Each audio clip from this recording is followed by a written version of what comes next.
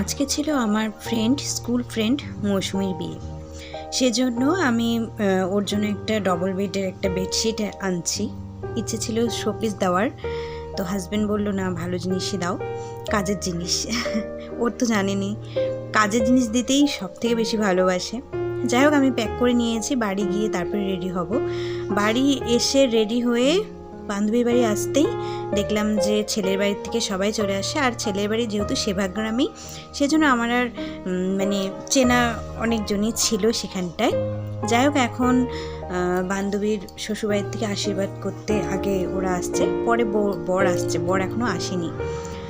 তো শ্বশুরবাড়ির থেকে এখন একে একে সবাই আশীর্বাদ করছে, তারপরে শুরু হবে বিয়ের অনুষ্ঠান। আর বর রাস্তায় আছে, মানে আসছে আস্তে আস্তে। যাই হোক, এসে যেখানে বিয়ে হবে সেখানে একটু বসলাম, এসে দেখলাম জায়গাটা খুব সুন্দর করে সাজিয়েছে।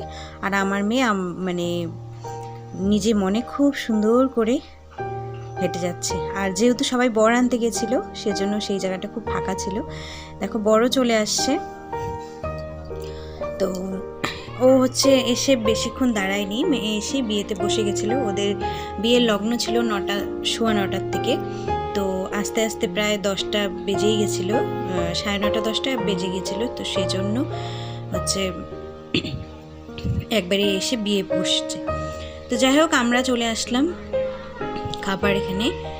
তো যেহেতু ওদের তো বিয়ে হতেই থাকবে, কিন্তু আমাদের তো বাড়িতে আসতে হবে, সেই জন্য চলে আসছি। আর খাওয়ার মেনুতে যা যা ছিল সেগুলো সব কিন্তু আমি খাইনি, আমি যেগুলো খেয়েছি সেগুলোই সব শেয়ার করলাম আর কি তোমাদের সঙ্গে।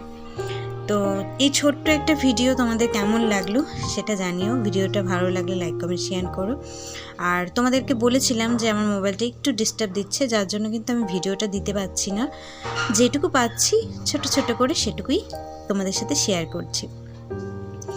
আর আমার মেয়ে সেরকম কিছু খায়নি। আর বিয়েতে কয়েকটা ছবি উঠিয়েছিলাম, তো সেই ছবিগুলোই তোমাদের সাথে শেয়ার করলাম। তো টাটা।